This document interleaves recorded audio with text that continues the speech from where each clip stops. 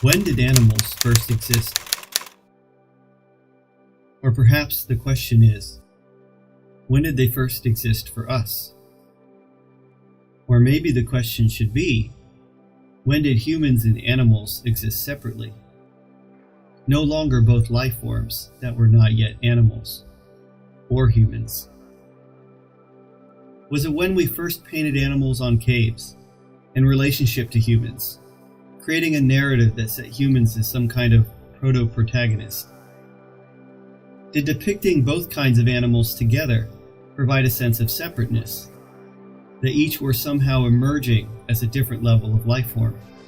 Did humans simply relate to animals as a food source, or were animals characters in themselves? Or did animals come later, when humans developed the technology of natural speech, and humans started giving animals names, further differentiating them from each other? I've got to search my brain and come up with a name for every living, breathing thing I see. That one, the cow. That one, the sheep. That one, the lion.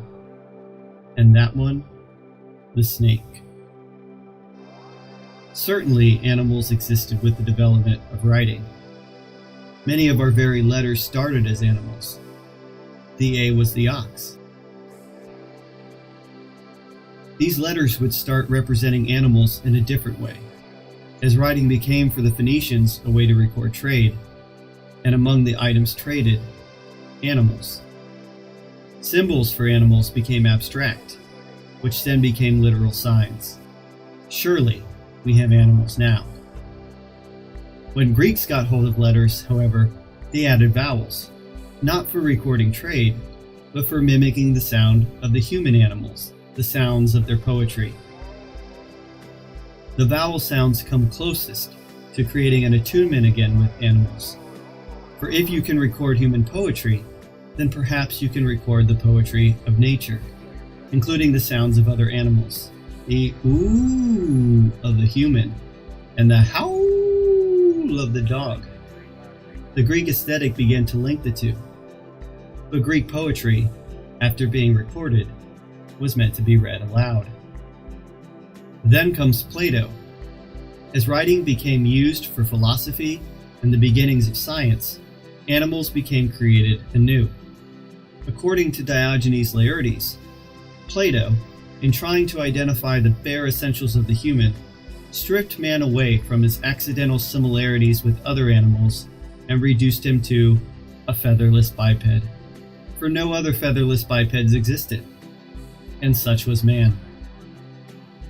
But, as the story goes, Diogenes the Cynic crashed Plato's academy, holding up to Plato a plucked chicken, exclaiming, "Behold your man!" Plato's definition fails, but he would keep trying. "Okay then, jackass, how about a featherless biped with broad nails?" Even here, human and animal are linked. For as man is defined in terms of other animals, he is implicit as animal. Yet, creating man this way further creates animals. And so the development of abstract thinking, primarily available through writing, gives us the ability to create categories, a box for every species. Aristotle continues this trend, trying to think of being qua being, a line of inquiry that would lead to modern science. Aristotle be damned! And so let's jump ahead a bit to the main exhibit, the printing press. As Derek J. DeSolo Price argues, if science helped give birth to the printed book, it was clearly the printed book that sent science from its medieval habits straight into the boiling scientific revolution.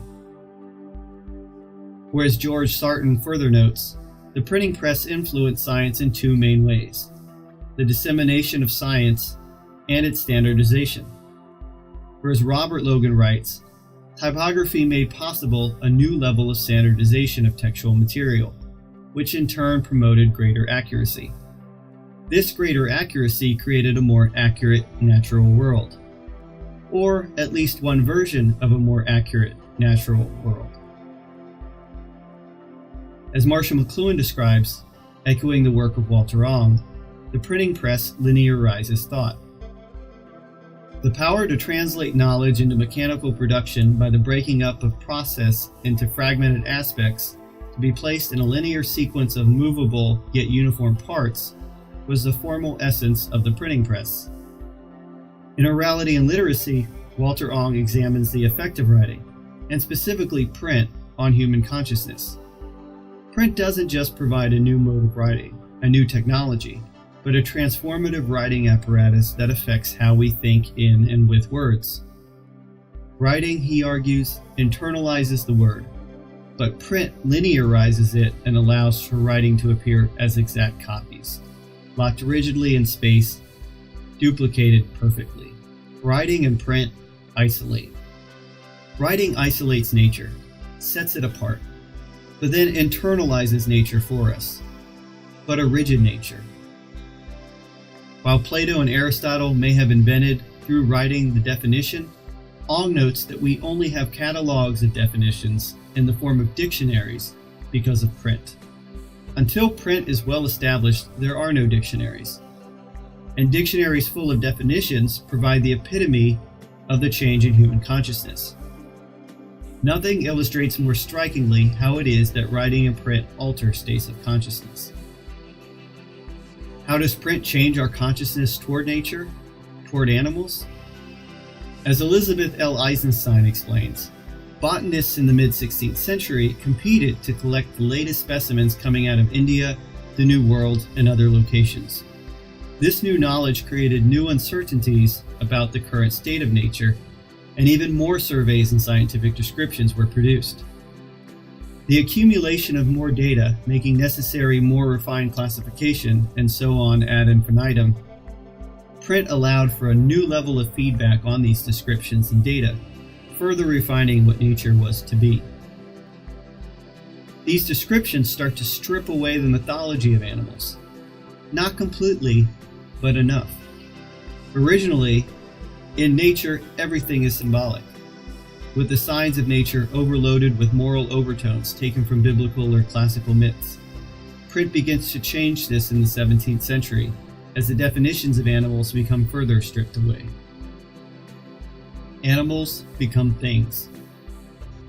As Ong writes, print suggests that words are things far more than writing ever did, and so animals begin to exist more and more as objects. Plato's definition of animals has mostly been replaced by another kind of definition: DNA. Officially, we now relate species not by their accidental qualities, but by their essential genes. Genes we can sequence into long, literate lines thanks to the legacy of print. The alphabetic code gives way to the genetic code, but this change is of kind rather than type. We see these lines of literate thought in other processes, from factory assembly lines to lines at the supermarket, with animals at each step. The logic created by the press has pressed the animal into a particular mold. If printing presses allow the one to reach the many, then they also create one animal from many, disseminating one essence of the animal to the masses. Print situates words in space more relentlessly than writing ever did. But not just words. If words become things, then those things become locked in place as well. Control of position is everything in print. How do humans relate to the print-based animal? They control the position of those things. Part of this control comes through the concept of ownership. Print created a new sense of the private ownership of words, and when one can own words, one can own life, as GE had owned the patent for OncoMouse until 2005. While they no longer own the genetic code that created the mouse, they still own the trademark. If, as Heidegger notes, the animal is poor in the world, it is because we have made it so. Not only have we reduced them to a code, but they don't even get any royalties. If print closes possibilities for animals, does hypertext change that? Does the emerging apparatus of electricity, based on the network distribution of the image, create new ways of relating to animals? If print disseminates the one to the many, networks have the possibility to disseminate the many to the one. or the many to the many. For Jeff Rice, a network requires a very many that are in motion. Unlike print, which locks identities into place, a digital animal would have fluid identities, many that would change depending on its place within any particular network. Digital animals would have many possibilities of being. These possibilities, of course, are emerging, are difficult to see. Always in motion is the future, and in the present, difficult to recognize. But artists and even scientists can show us prototypes. The research group OSearch places satellite tags on white sharks, making their movements available to the public. Audiences are able to track the movements of these sharks as well as other information provided by scientists. These sharks cease being a single species, but diversify into multiple individuals. Although scientists are still trying to learn about the overall essential sharkness from this network of sharks, the networking of sharks to humans creates more dynamic relationships than would otherwise be possible through the technology of print. In another case, a crested black macaque snapped a selfie when wildlife photographer David J. Slater stepped away from his camera, leaving it unattended on his tripod. Several of these critically endangered macaques grabbed the camera and began playing with it, taking pictures in the process. The most viral of these selfies was made by a macaque named Naruto. This act challenges codified laws of copyright and ownership, in other words, categories. While this question was initially raised after the photo circulated, it was brought to court by the People for the Ethical Treatment of Animals, who filed a lawsuit on behalf of Naruto, arguing that she owned copyright. PETA attempts to use the literate language of the law to situate the personhood of Naruto, granting her rights that so far have only been granted to humans. By adopting this strategy, PETA invests Naruto in the very discourses that are denied to her, and in some ways keep her confined to a particular topos, whether it is simian, macaca nigra, endangered species, monkey, or other terms, some of which may help Naruto navigate various legal networks. While Naruto does not understand electrate identity formation, of becoming image, the same way we do, she has branded herself as more than simply macaca nigra. Naruto has become networked within many networks. And while this new kind of identity, for a macaque at least, is not the same as being electrate, the approach hints at where we might need to go when thinking about new approaches to relating with animals. As William Lyons argues, you cannot seek to save the world in the same language that dismembers and defaces it. Conservation must begin with affection for the specific. Affection requires us to break out of the obtuse categories favored by earth brokers and earth wreckers and encounter the individual creatures, trees, watersheds, shorelines, and oceans that belong to specific places. You cannot conserve categories, only individual creatures living uniquely where they live. Any attempt to understand animals requires breaking from a legacy developed through print. We need a new language. We need an electrate approach, not for saving or understanding the animals we have now, but for creating relationships anew.